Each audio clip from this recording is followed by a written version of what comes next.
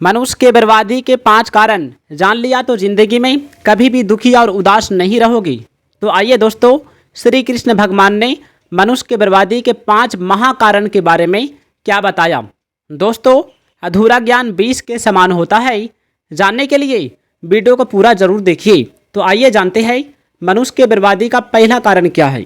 तो दोस्तों, मनुष्य के बर्बादी का पहला कारण है क्रोध। क्योंकि दोस्तों, क्रोध इतना भयंकर चीज़ होता है कि मनुष्य को बर्बाद कर देता है, तबाह कर देता है। क्योंकि कोई भी व्यक्ति यदि क्रोध के आवेश में आ जाता है तो वह व्यक्ति अपने से बड़ों को सम्मान नहीं करता है, इज्जत नहीं करता है, उसे गाली देकर बातें करने लगते हैं। यहाँ तक कि अपने माता पिता को आंख दिखा दिखा कर बातें करता है। इसलिए इस तरह से नहीं करना चाहिए। क्रोध का आवेश में आकर व्यक्ति अपने गुरु का भी अपमान कर देता है। अतः क्रोध से बचने के लिए हमें क्या करना चाहिए, क्या उपाय होना चाहिए। तो आइए जानते हैं। क्रोध से बचने के लिए हमें शांत जगह में चले जाना चाहिए और कोई महापुरुष का किताब मिले तो उसे अवश्य पढ़ना चाहिए। और हमें भगवान श्री कृष्ण का जाप करते रहना चाहिए और हमें मौन धारण करके रहना चाहिए कि हमारा जन्म दूसरों की भलाई करने के लिए हुआ है। हम क्रोध नहीं करेंगे, हम माता पिता को और गुरु को सम्मान करेंगे, जिससे हमारा कल्याण हो सकता है। हम इस सब का चिंता करेंगे तभी हम क्रोध को कंट्रोल कर सकते हैं। अब आइए जानते हैं मनुष्य के अगला बर्बादी का कारण क्या है। जी हाँ दोस्तों, अगला बर्बादी का कारण है अहंकार। व्यक्ति चाहे कितना भी बड़ा क्यों ना हो जाए, यदि उनके अंदर अहंकार आ गया, घमंड आ गया, एक दूसरों को इज्जत नहीं करता है, तो उसका ज़िंदगी तबाह हो जाएगा। अहंकार किया हुआ व्यक्ति अपना आप को ही नाश कर देता है। जिस प्रकार महाराजा रावण ने अपना शक्तियों पर घमंड किया, कंस ने अपना शक्तियों पर घमंड किया कि मेरा जैसा कोई महान नहीं, मैं सर्वशक्तिशाली हूँ, मैं भगवान से भी बड़ा हूँ, इसलिए उसका पतन हो गया। अंत में उसको भी जाना पड़ा। इसलिए हमें अहंकार को त्याग देना चाहिए। आइए अब अगला बर्बादी का कारण है दोस्तों लोभ। क्योंकि लोभ भी मनुष्य का बर्बादी का सबसे बड़ा कारण माना जाता है। लोभ लालच में व्यक्ति को कभी नहीं पड़ना चाहिए, क्योंकि लोभ पाप का जड़ है। यहीं से पाप का जड़ स्टार्ट होता है। इसे त्याग देना ही भलाई है। अब आइए जानते हैं मनुष्य का अगला बर्बादी का कारण क्या है। दोस्तों, अगला बर्बादी का कारण है इच्छा। व्यक्ति एक इच्छा पूरा करने के बाद उसके पास दूसरा इच्छा जागृत हो जाता है।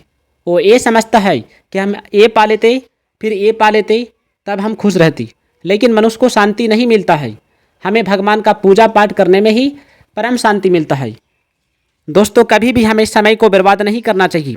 कबीर दास जी ने कहा है, उचित समय पर उचित काम करना चाहिए।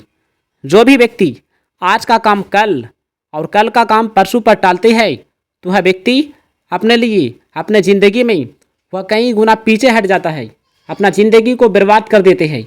अब आइए जानते हैं गीता में श्री कृष्ण भगवान ने क्या कहा। सबसे बड़ी बात, भगवान श्री कृष्ण कहते हैं, चाहे कोई दुराचारी से दुराचारी, पापी से पापी क्यों न हो, चाहे किसी वर्ण का, आश्रम का, संप्रदाय का, देश का, वेश का हो, अगर वह सच्चे भाव से भगवान की शरण में आ जाता है तो भगवान उसे प्राप्त हो जाते हैं। भगवान इस संपूर्ण जगत के उत्तरदायी है। यह विश्वास ज्ञान है और भगवान के अतिरिक्त दूसरा कोई तत्व नहीं। ऐसा अनुभव होना विज्ञान है। असत के साथ संबंध बनाना अशुभ है, जो कि ऊंच नीच योनियों में जन्म लेने का कारण होता है। जो मनुष्य ज्ञान और विज्ञान के भेद को समझ लेते हैं, वे भगवान में तत्लीन होकर उनके ही स्वरूप में हो जाते हैं। प्रकृति परमात्मा का ही एक विलक्षण शक्ति है। यह न तो परमात्मा से भिन्न है, न अभिन्न है। अपने इसी प्रकृति को स्वीकार करके परमात्मा महाप्रलय के बाद अपनी प्रकृति की मांग के अनुसार जीवों की रचना करते हैं। भगवान संसार की रचना प्रकृति को लेकर करते हैं और प्रकृति संसार की रचना भगवान के नेतृत्व में करती है। भगवान श्री कृष्ण कहते हैं, जो सुनकर आप हैरान हो जाओगी, जो लोग भगवान को भूलकर केवल भोग और आनंद में फंसे रहते हैं, वे मूर्ख होते हैं। उनका जीवन व्यर्थ चला जाता है। वह अपना जिंदगी में कभी भी कुछ नहीं कर पाता है। उनका बुरा अंत निश्चित होता है। सांसारिक क्रियाओं में फंसे लोगों को कभी तृप्ति नहीं मिलती। तृप्ति केवल परमात्मा के अर्पण से ही प्राप्त हो सकती है। मनुष्य के पास जो कुछ सुख सुविधाएं, भोग आनंद की सामग्री है, वह परमात्मा के रूप में मौजूद इस विशाल संसार की सेवा के लिए है। लेकिन लोग इसे अपना मानकर भोगते हैं और मालिक की बजाय इनके गुलाम हो जाते हैं। इस सामग्री के खोने पाने की को अपना खोना पाना या बनना बिगड़ना मानते हैं। यही उनके विनाश का कारण है। जब मनुष्य स्वयं को भगवान के प्रति समर्पित कर देता है तो चाहे कैसी भी प्रतिकूल या अनुकूल परिस्थितियाँ आएं, वह सब भगवान की दया और कृपा में बदल जाती है। भगवान श्री कृष्ण कहते हैं, जिन लोगों की स्वार्थ पूर्ति, इच्छा पूर्ति में कोई बाधा खड़ी होने पर वे क्रोधित हो जाते हैं और दूसरों का अहित करने से भी नहीं चूकते, वे राक्षसी स्वभाव वाले होते हैं। जो लोग स्वार्थ परमार्थ वैर कुछ भी न होने पर जीवों को तंग करते हैं, जैसे सोते कुत्ते को पत्थर मार देना, चूंगते पक्षियों को उड़ा देना, गाय को लाठी मारकर भगा देना, ऐसे लोग मोहिनी स्वभाव के होते हैं।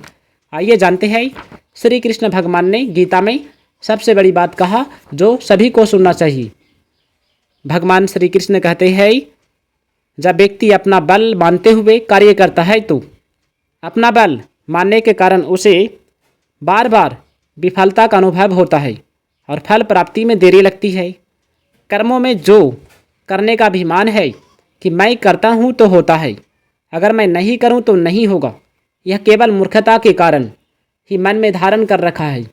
अगर मनुष्य अभिमान और फलेच्छा का त्याग करके प्राप्त परिस्थिति के अनुसार कर्तव्य कर्म करने में माध्यम बन जाए तो उसका कल्याण स्वतः सिद्ध होते हैं।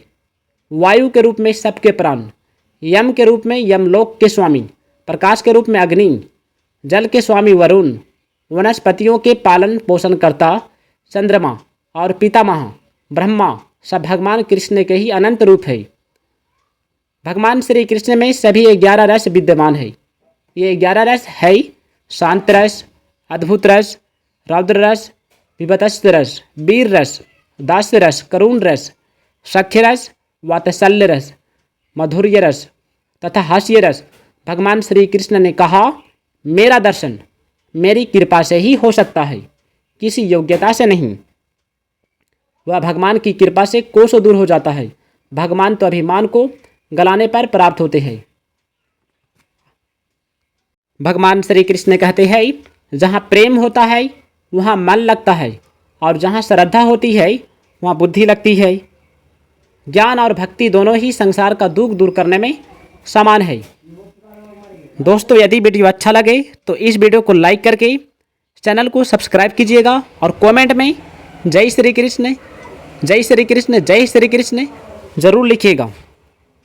आप लोग खुश रहिए, आपका माता पिता खुश रहिए। धन्यवाद।